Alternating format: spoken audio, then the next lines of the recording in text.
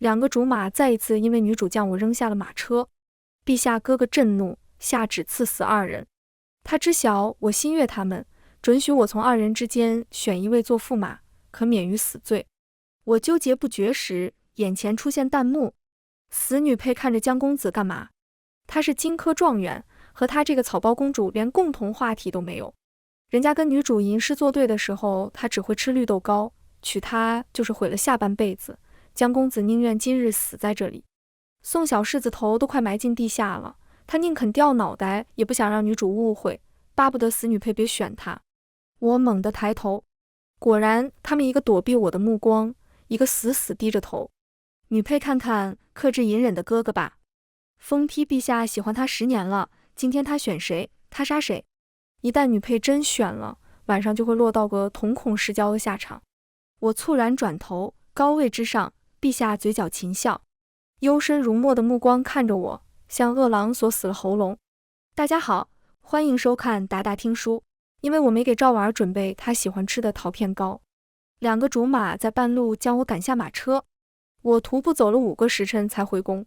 陛下得知震怒，江令周和宋昭脊背挺直地跪在地上，赐死圣旨一下，两人脸色骤然失色。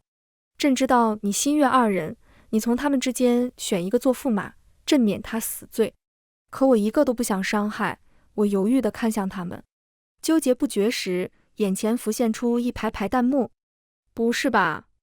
死女配为了能嫁给他俩，竟然让陛下用性命威胁。江令周和宋昭喜欢的都是赵婉儿，肯定会宁死不屈，到时候女配舍不得他们死，一定会和陛下求情。死女配还真选起来了，不知道这两人都嫌他会气吗？女配能别选江令周吗？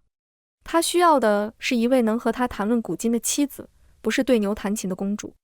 我记得上辈子女配选的就是江令周，结果成亲后江令周夜夜留宿书房，后面干脆搬出府去和赵婉儿住，女配最终落得个郁郁而终的下场。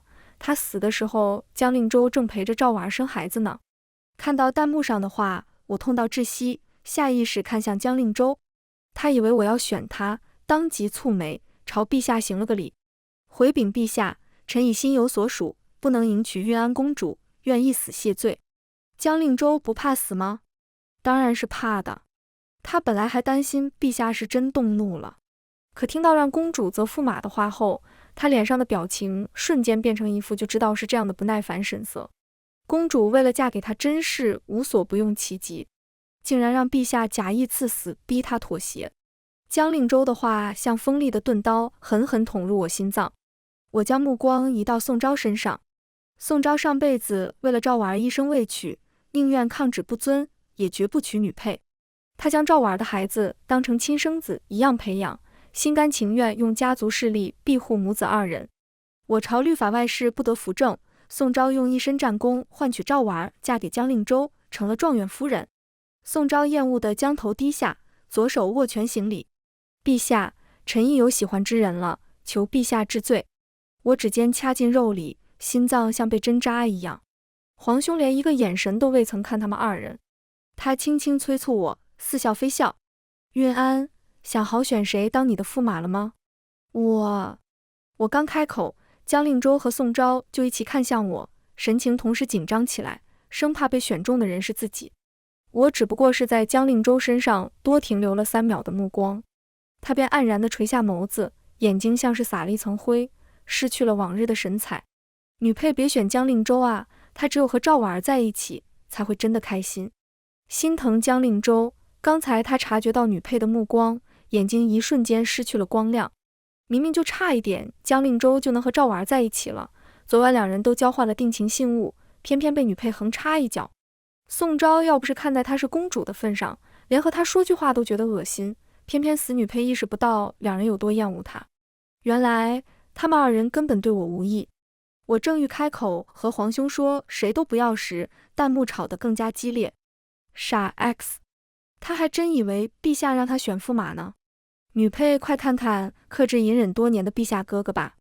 封批陛下喜欢他10年了，今天他选谁，他杀谁。这殿内有一处地下室，一旦女配真选了驸马，晚上就会被关进去，落到个瞳孔失焦的下场。女配被关起来也挺好的，让他们3个好好过日子。我猝然转头看向皇兄，高位之上，他的眼神正幽深危险地盯着我看，狭长冷淡的眸底尽是深沉墨色。皇兄喜欢我10年了，那岂不就是我刚到太后身边那年他就……我并非皇室血脉。8岁那年，父亲奉皇命去临安治理水患，却遇到暴雨，堤坝崩塌，他被急流冲走，尸骨无存。母亲得知父亲遇难的消息后，急火攻心，随他而去。陛下心存愧疚，将我封为公主，交给皇后，也就是如今的太后抚养。我和皇兄虽说同在太后膝下长大，可他自小便学着处理政务，经常忙得大半个月见不到人，我们算不上有多熟悉，他怎么可能喜欢我呢？我压下心底的胡思乱想，对皇兄说，他们2个我都不要了，我已经不喜欢他们了。什么情况？女配怎么突然谁都不选了？他不会是知道地下室了吧？我看这就是他欲擒故纵的新手段，故意说不喜欢了，好刺激江令周和宋昭的占有欲。他打错算盘了，江令周和宋昭巴不得趁这个机会赶紧和他撇清关系。陛下挑眉，似乎没想到会是这么个答案。看样子地下室那些东西暂时是用不上了。江令周跪在地上的身体明显怔愣了一下，想到这可能又是我勾引他的新把戏，低头一言不发。陛下屈起指骨轻扣了2下檀木桌子，似笑非笑的眸中藏着探究。怎么不选了？是因为这2人你都喜欢无法抉择，想让朕将2个都赐给你？弹幕的话令我心有余悸，我仔细琢磨好话语，开口。状元郎和宋小世子心有所属，他们喜欢之人不是我。即便皇兄赐婚，可强求来的婚约不会幸福，既然这样，我要他们做什么？所以你是打算循序渐进，让他们喜欢上你之后，朕再赐婚？这语气听起来怎么阴阴沉沉的？不是的，皇兄，今日江令周和宋昭将我赶下马车，徒步回来的5个时辰里，我一个人想了许多，攒够了失望，突然就不喜欢他们了。江令周没想到我会说出这番话，心中涌起一股难以言喻的情绪。宋昭跪在地上，面露嗤笑，明显是不信。皇兄端坐在龙椅之上，语气平淡，却带着令人窒息的压迫。既然公主一个都不选，那就按照旨意，江令周、宋昭冒犯公主，以下犯上，不敬皇室，立即赐死。太监端着毒酒过来，2位，请吧。江令周眼皮颤了一下，他抬眸看着我，嘲弄地扯了扯嘴角。公主您赢了。我疑惑地看他，您做这一切不就是想看我妥协，盼着我走投无路，然后求您替我向陛下求情吗？您赢了，现在您可以替我们向陛下求情了吗？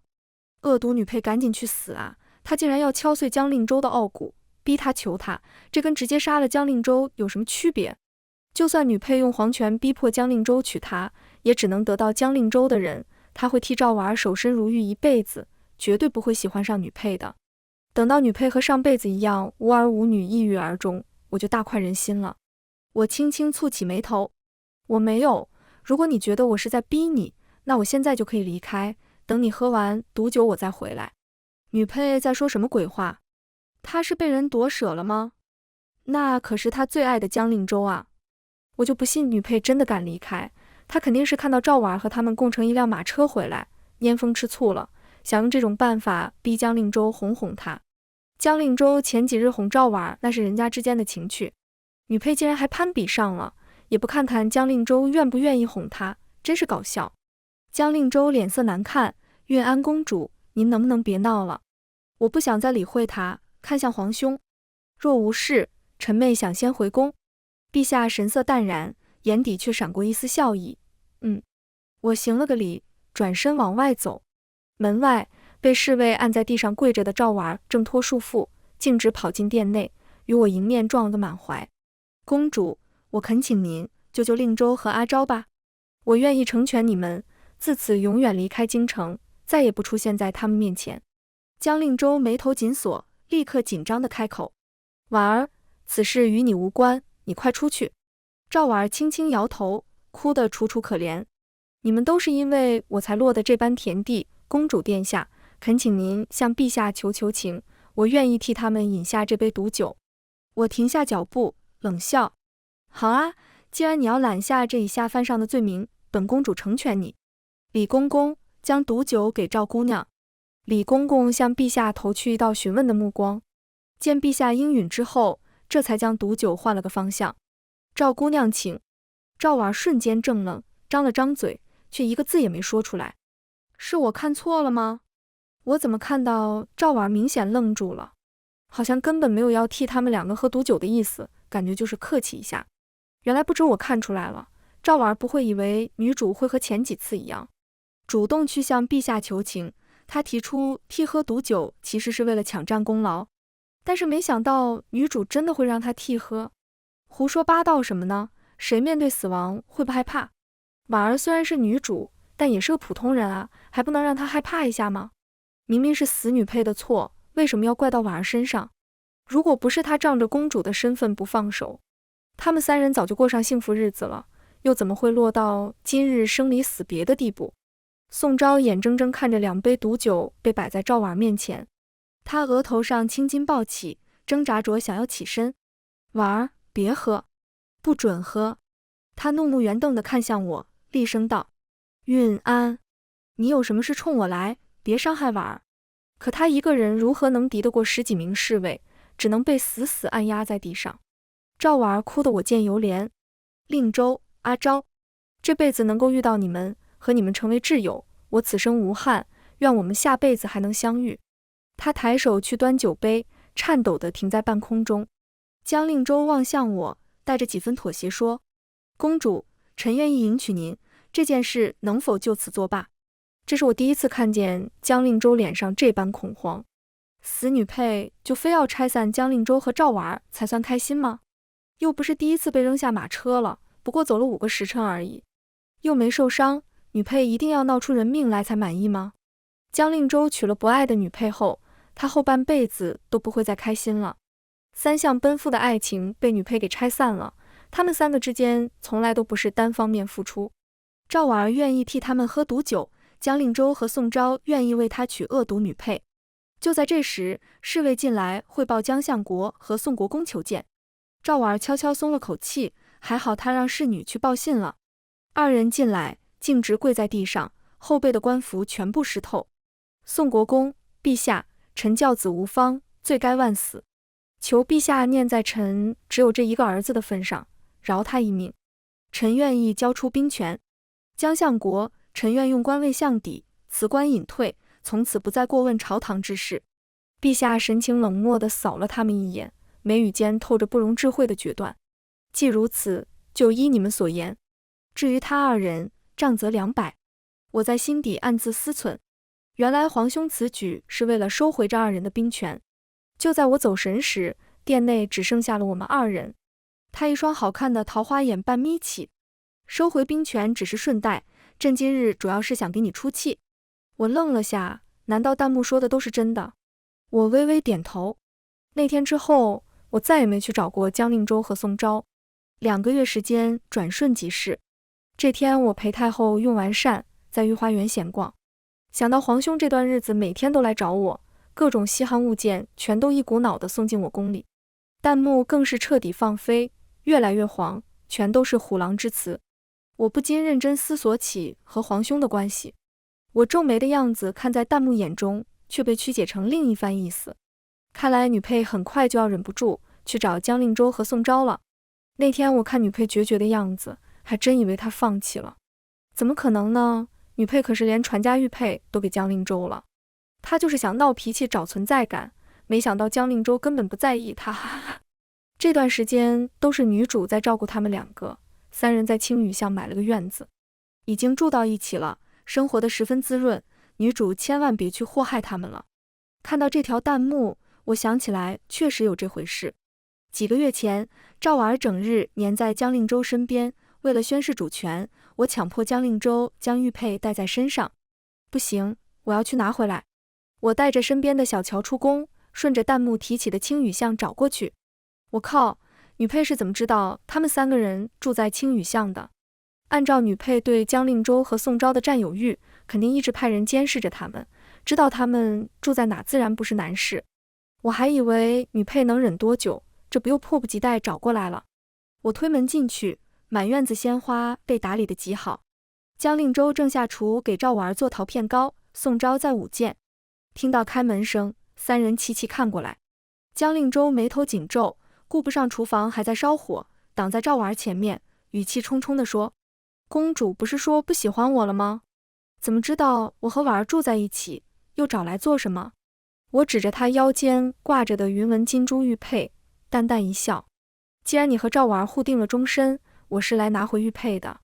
这是母亲留给我的遗物，她说日后遇到相伴一生的人，就将玉佩送给她。是我听错了吗？女配不是来认错的吗？怎么又要回玉佩了？想用这种方式吸引江令洲的注意呗。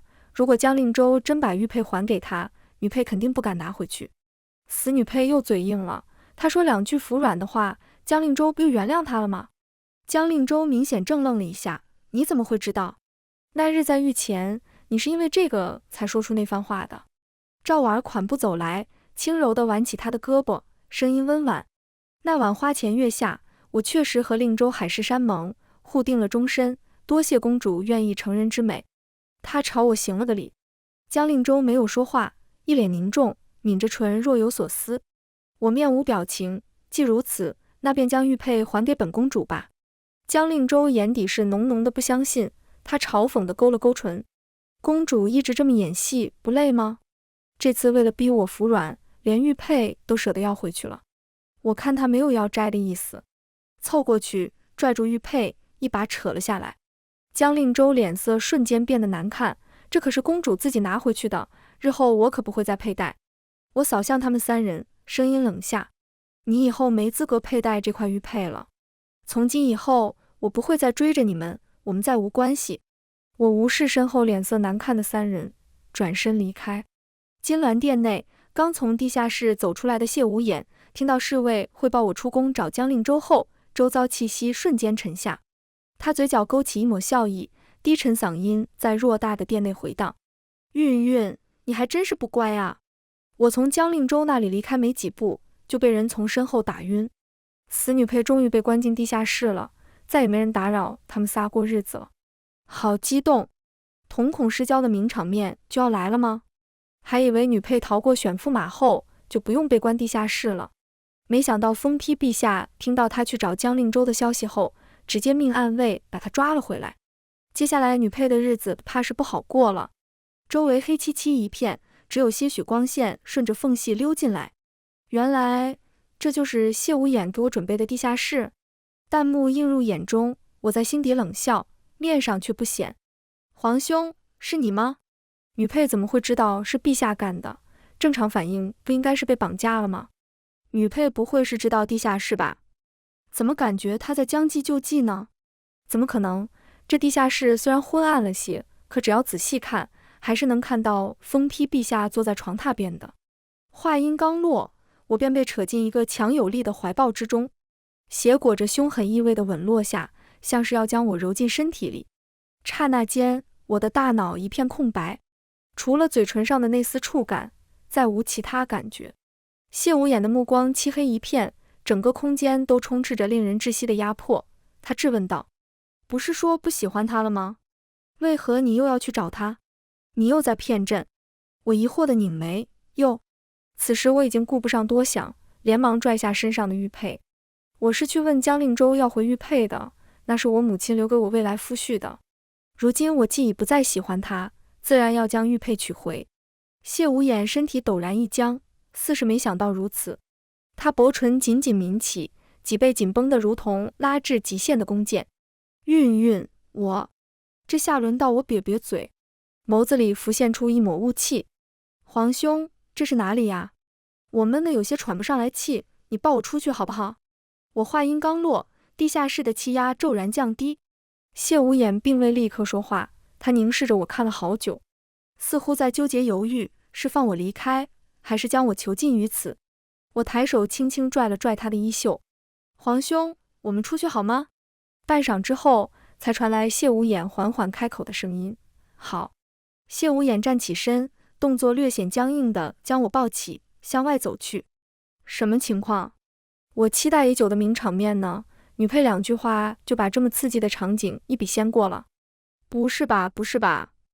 女配这么轻松就离开地下室了？不应该啊，疯批陛下哪能这么轻易就被哄好？我一直觉得哪里怪怪的，你们说女配不会是能看见弹幕吧？我坐在龙椅上，谢无言小心翼翼地在他刚刚咬破我嘴角的位置涂抹药膏，神情有些不自然地望向我。韵韵，方才那处是朕平日喜欢独处之地，你别害怕，朕刚才是。皇兄，我并未害怕，我知道你永远都不会伤害我。女配这句话直接把陛下给吊成翘嘴了。陛下真能装，什么平日喜欢独处之地，他每天都要去地下室瞧瞧，在哪个位置和女配用什么姿势，他在脑海中都设想成百上千遍了。李公公进来禀报，启禀陛下，太后娘娘请您和公主前去用膳。他抬头之际，看见我坐在龙椅上，内心大为震惊。寿康宫内，我低头小口吃着桌前的菜，太后目光在我2人身上游走，忍不住笑说：“你们2个这是怎么了？以往来陪哀家用膳，总是说不完的话，今日怎么一个个都哑巴了？还有玉安那嘴角是怎么回事？”我捏紧筷子，试图想糊弄过去。回太后，太医说我近日有些上火。是吗？太后瞥了谢无眼一眼，看破不说破的笑了笑。哀家听闻你不喜欢江家与宋家那2个小子了。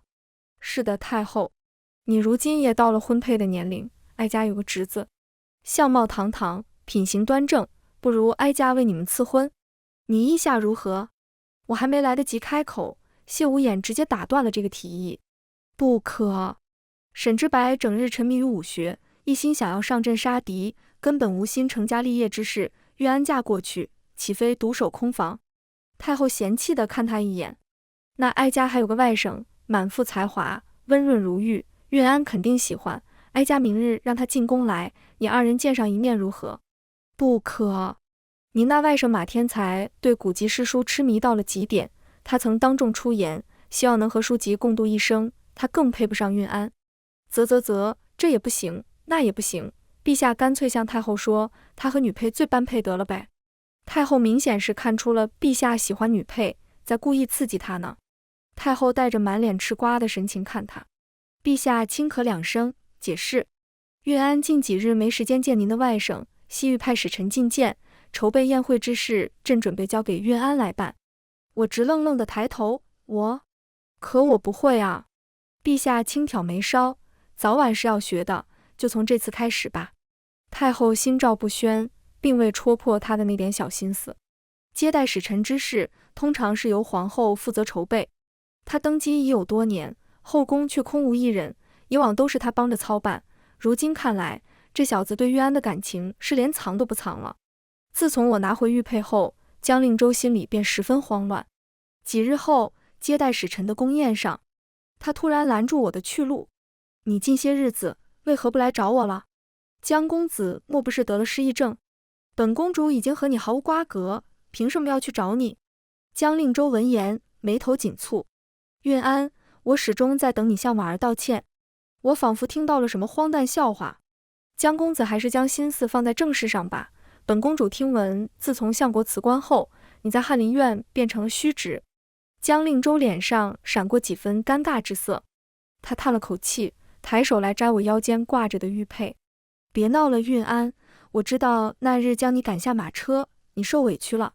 可我明明让下人告知你婉儿晕车，让你多备点他喜欢的桃片糕，你却故意不做，我一时生气才会。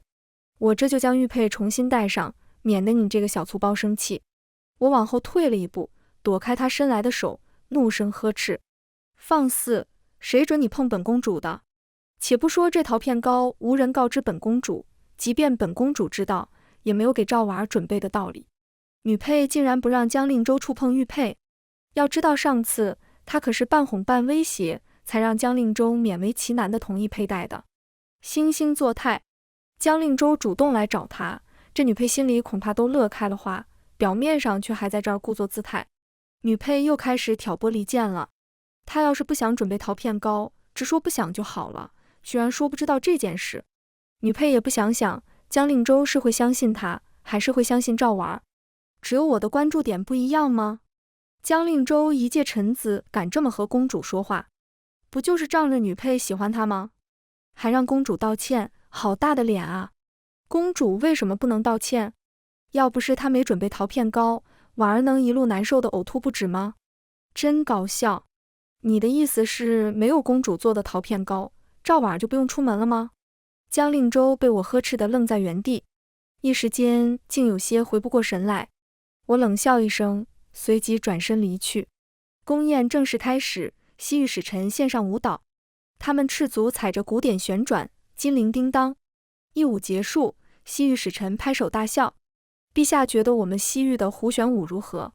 不知天朝可有比这更美妙的舞蹈？那些软绵绵的宫廷舞蹈就算了，臣都看腻了。”在场之人皆听出了他话中挑衅的意味。陛下，听闻玉安公主舞姿超凡，何不让公主献舞一曲？说话的正是赵婉儿。女配舞姿超凡，这真不是捧杀吗？京城上下谁不知道，玉安公主就是个草包，一无所长。赵婉儿是故意的吧？她就是想让女配当众出丑。我虽然不喜欢女配，但赵婉儿今日的行为实在令人下头。今日这一舞，女配若是跳得不好，让天朝因她一人而颜面尽失，那她变成了朝廷的罪人。什么叫婉儿故意的？女配身为当朝公主，面对西域使臣挑衅，她不应该主动站出来吗？竟然还让赵婉儿替她开口，到底谁才是公主？女配享受了公主的尊荣待遇，还不想付出，哪有如此美事？我眉头微蹙，目光看了过去。赵婉儿不过是一介平民，怎会出现在这宴会上？大殿之上鸦雀无声，诸位大臣皆看向我。我从容起身，说道：“皇兄，臣妹愿一试。”我持剑而舞，随着乐声响起，长剑应声出鞘，与乐曲完美相融。剑锋凌厉地划破空气，发出清越的鸣响。曲子渐入高潮，我的剑势也越来越快，剑光在空中画出完美的弧度，落地时剑尖直指使臣的方向。使臣额头顿时下出层层冷汗。公主剑舞精妙，臣心服口服，天朝果然能人众多。他毫不怀疑，倘若这是真刀真枪的对决，自己早已命丧黄泉。我缓缓收剑，说道：“献丑了，天朝剑舞讲究形神兼备，剑意合一，虽不及西域舞蹈那般炫目，却自有其独特韵味。”宋昭看傻了眼，他没想到我还会这般舞剑。江令州心中烦闷，不停地喝酒，看到我舞剑时完全忘记了饮酒，冷峻的眉眼染上笑意。这真的是女配吗？她的剑舞既有将士出征的豪迈，又不失女儿家的灵秀，与乐曲完美融合，给我看得目瞪口呆。江令州的酒杯掉在地上，酒水洒了一身，他都没有察觉，完全被女配吸引住了。以往宋昭看见女配眼底满是厌恶，连看她一眼都觉得恶心，可刚才他一直目不转睛地盯着女配看。陛下龙颜大悦，好。月安公主巾帼不让须眉，赐南海明珠一壶，云锦10匹，御制金步摇一对。多谢皇兄。赵婉儿看向江令州和宋昭，他们两人目光皆落在殿内那抹纤细的身影上。赵婉儿眉眼间闪过一抹恶毒之色，气得咬牙切齿。使臣走到大殿中间，双膝跪地，启禀陛下，此次微臣前来还有一事相求，臣代表我们可汗求娶贵国玉安公主为大妃，恳请陛下恩准。我浑身僵硬地愣在原地，和亲2个字如同晴天一声霹雳砸在我身上。赵婉没想到还会有这么个惊喜，顿时勾唇一笑。宋昭眉头紧皱，怒而起身：“不可，陛下！月安公主金枝玉叶，岂能远嫁塞外？”使臣不满地看向宋昭：“陛下圣明，只要能迎娶玉安公主，可汗愿献上5座城池、100匹汗血宝马以及千金美玉。”宋昭脸色瞬间阴沉下来，话中带着锋芒：“西域风沙寒苦，如何能配得上玉安公主？况且玉安公主已有妇。”没等他把话说完，陛下打断了他的话：“玉安公主出身重臣之家，其父为我朝立下不朽功勋，朕早有旨意，立她为后。只因玉安年纪尚幼，册封之事才一直搁置。”刚刚宋昭是想说她是女配的驸马吧？听到女配要和亲的消息，江令州和宋昭同时露出担忧神色。没想到这次率先站起来反对和亲的竟是宋昭，要知道他可是最讨厌女配的。陛下直接当着众大臣的面册封女配为后，如此一来，既不用让女配去和亲，还直接给自己搞了个名分。陛下的话音刚落，满朝皆惊。宋昭满脸难以置信地看向我，我同样目瞪口呆地望着皇兄。使臣轻叹一声，原来如此，那臣便回去向可汗如实禀报。宫宴结束后，江令周满脸焦急地拦下我。我知道陛下此举是为了替你解围，咱们现在就去陛下面前说清楚。只要你不为难赵婉，愿意让他以平妻的身份进门，我们即刻成亲。江令周是疯了吗？他一个区区七品小官，竟然要求公主接纳赵婉为平妻。本以为女配是一无是处的草包公主，没想到她竟然会舞剑，还舞得那么好，和传闻中完全不一样。女配自小和陛下一起长大，琴棋书画剑无一不通，只是后来喜欢上江令周和宋昭后，把全部心思都放在他们身上，耽误了功课罢了。女配赶紧答应吧，江令周好不容易愿意娶你，别再墨迹黄了这场婚事。就是啊，难不成她还真想嫁给陛下做皇后吗？宋昭一路小喘着跑过来，急不可耐地开口。等西域使臣离开后，我就去求陛下给我们赐婚，但前提是你要答应我一个条件，以后不准再为难婉。我的天，女配今晚得高兴疯了吧？2个竹马同时求娶她，女配会选择谁啊？我太好奇了。女配今晚肯定纠结到睡不着觉，不知道该选择嫁给谁。女配应该会嫁给陛下吧，毕竟都已经当众宣布她是皇后了。按照封批陛下的性格，女配若是不嫁给他，肯定会被再次关进地下室。我觉得不一定，女配一直想嫁给江令周和宋昭，如今2人好不容易松口，她哪怕以死相逼，也会求陛下给他们赐婚的。李公公笑眯眯地走出来，显然是在这里偷听一会儿了。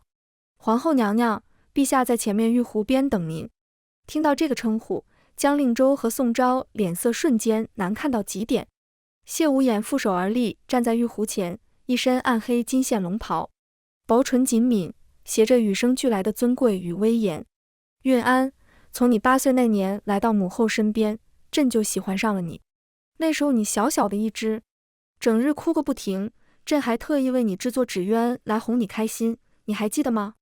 当然记得，皇兄给我做了一只巨大无比的纸鸢，险些将我带飞上天，幸亏母后及时发觉，不然我怕是不能站在这里了。皇兄还给我煮过瘦肉粥，结果米是最后才放进去的，我喝的时候还给掉了一颗牙。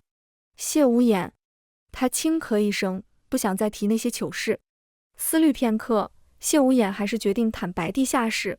那日你醒来看见的地方，是朕特意准备的地下室。这几年你一直跟在他们身旁，朕嫉妒不已，不止一次生出想将你囚禁起来的念头。那日朕听闻你又去找江令周了，一时怒不可遏，命人将你抓了回来。运安，朕想给你最后一次机会，倘若你还想嫁给他们，等西域使臣走后，朕愿意为你赐婚。谢无言紧张地攥起手掌，我冲他淡淡一笑，皇兄，地下室的事情我早就知道了，我愿意嫁给你，这是我深思熟虑的结果。谢无眼身体明显愣住片刻，运安，你当真想好了吗？我点点头，谢无眼高兴地将我抱进怀里，哪还有半分帝王的成熟稳重。女配果然早就知道地下室了，那日我就感觉她不对劲，虽然她嘴里说着害怕，眼神里却毫无惧意，原来女配一直在演戏，她到底是什么时候知道的？女配竟然选择了封批陛下，我还以为她会从江令周和宋昭2人之中选择呢，或者全都收进公主府里。那2个人有什么好的？他们娶女配的条件是不准为难赵婉，真以为女配非他们不可啊？哪来的优越感？笑死我了！女配小时候吃过最大的苦就是陛下的苦，差点被纸鸢带飞，喝瘦肉粥掉牙。我想起那日谢无眼在地下室说的话，你那日说我又骗了你，我什么时候还骗过你？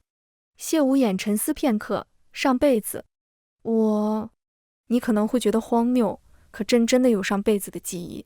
上一世，朕给你和江令周赐婚了，本以为你能得到想要的幸福，然而婚后江令周从未主动关心过你，后来甚至搬出府去，和赵娃另成新家。你整日郁郁寡欢，身体状况急转直下。你说过会等朕带太医过去，可等朕赶到时，你已香消玉殒，所以朕才骂你是个骗子。所以这辈子朕不愿意放手，哪怕是将你关在地下室，朕也不愿意你重蹈上辈子的覆辙。没想到你这辈子还挺清醒的。我小声嘀咕，那还不是多亏了弹幕提醒。谢无眼没听清楚，什么？我摇摇头，用手摸了摸手臂。没什么，夜晚湖边太冷了，咱们赶紧走吧。咱们这2个字听得谢无眼心花怒放。什么意思？也就是说这2人之间，一个拥有上辈子的记忆，一个能看见弹幕。卧槽，我就说女配怎么突然变得这么聪明了，她果然能看见弹幕。女配啥时候能看见的？不对啊，女配为什么能看见咱们说的话？所以女配不选择江令周和宋昭，是因为我们给她提了醒。我和谢无眼这件事，要说最开心的人是谁，莫过于太后了。她得知这件事后，高兴得合不拢嘴，当即赏赐宫中上下，还亲自盯着大婚的一切事宜，终于盼到无眼这孩子娶妻了。大婚前夕，我回到旧时府邸待嫁。谢无眼一直留着父母在世时的那些下人，这里被打扫得一尘不染。我前往祠堂，告知父母我即将成亲之事。这时下人前来禀报，说有人闯了进来。江令周，我知道，我一切都知道了。那日是赵婉将我派去的下人叫了回来，你并不知晓陶片糕之事，是我错了。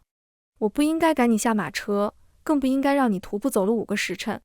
只要你愿意，我即刻便去恳请陛下为我们赐婚，让我成为驸马。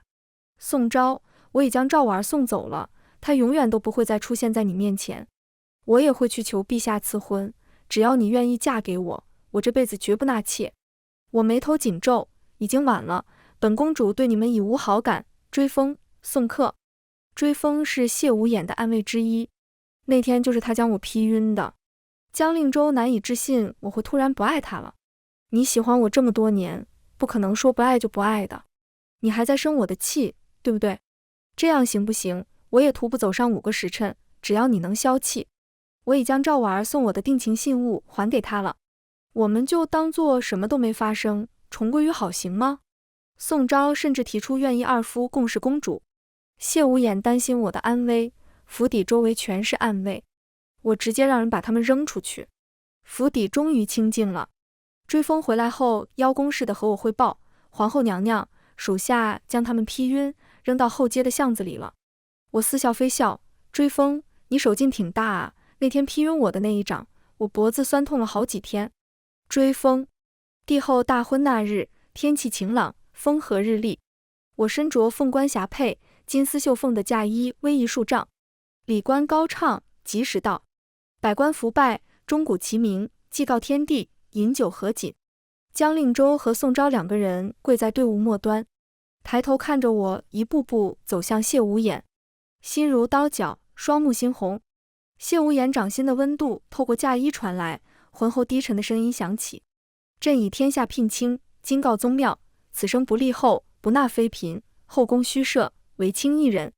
他的话音在天地间回荡，在场之人无不震惊。100年间，从未有帝王在太庙立过此等誓言。洞房花烛夜，龙凤喜烛高燃，映得殿内满是生辉。谢无眼亲手替我卸下凤冠，指尖拂过我的脸颊，嘴角勾起一抹笑：朕终于娶到你了。我拿出玉佩，样样一笑。母亲说，待我日后遇到想相伴一生之人，便将玉佩送给他。谢无眼紧握那枚玉佩，像是对我承诺，又像是对我失去的父母承诺。我日后一定每日都带在身上，此生绝不负你。他俯身而下，密密麻麻地吻落在我唇间，指尖挑开嫁衣，龙凤喜烛爆了个灯花，映出他眼底翻涌的暗潮。全文完，达达听书，感谢您的观看，每天上新精彩小说，喜欢就订阅吧。